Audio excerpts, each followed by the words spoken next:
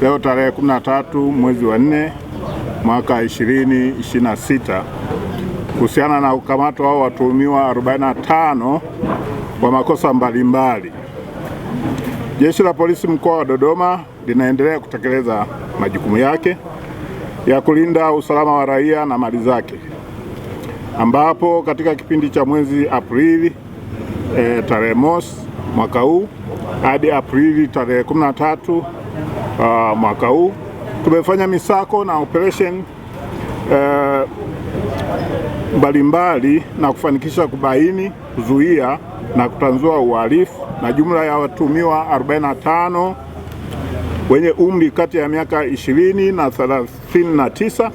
wamekamatwa katika maeneo mbalimbali ya jiji la Dodoma. Katika operation hiyo watu 8 wamekamatwa kwa kosa la wizi wa miundombinu ya shirika la umeme yani TANESCO, ambapo mnamo tarehe 11 mwezi wa 4 majira ya saa 5 usiku watuhumiwa wao walikamatwa wakiwa na kopa waya kilogramu 180.8, aluminium kilogramu 276.25 na earth wire kilogramu 13.6 ambazo ziliibwa kwenye mradi wa ujenzi wa njia ya umeme kutoka Zuzu kwenda uwanja wa ndege Msalato. Vilevile jeshi la polisi linawashikilia watuhumiwa 21 maarufu kama vishandu kwa makosa ya unyang'anyi, uvunjaji na wizi nyakati za usiku, ambapo matukio hayo wamekuwa wakiyafanya ndani ya jiji la Dodoma. Wamekamatwa wakiwa na pikipiki 3, TV 6 za aina tofauti, jozi moja ya vitenge, kamera za ulinzi yani CCTV cameras 2, redio 2, speaker 1, ving'amuzi 2, monitor ya kompyuta 1 pamoja na vifaa vya kufanyia uhalifu ikiwemo funguo bandia. Pia watuhumiwa 5 wamekamatwa kwa kosa la wizi wa mafuta